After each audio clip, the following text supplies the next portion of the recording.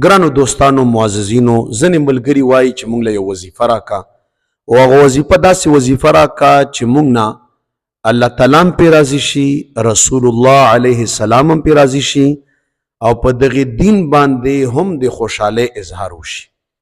د هغې دپاره وظیفه کومه وظیفه؟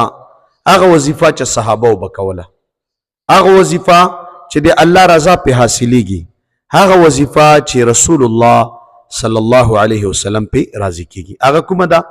رضیت بالله ربا وبالاسلام دینا وبمحمد علیه الصلاة والسلام نبیا ورسولا. دا وظیفه لږ راسره ووایئ دوستانو. رضیت بالله ربا وبالاسلام دینا وبمحمد علیه الصلاة والسلام نبیا ورسولا. کلم چې غلط وسوسې درشي د اسلام په حقله، د الله تعالی د ذات په حقله، د نبی علیه الصلاة والسلام د ذات په حقله، ډایرکټ دا وظیفه کوه. رضیت بالله ربا وبالاسلام دینا وبمحمد علیه الصلاة والسلام نبیا ورسولا.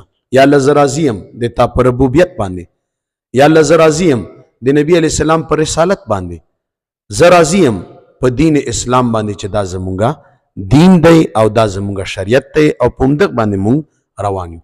رب ذوالجلال مو خوشحاله کا. جزاکم الله.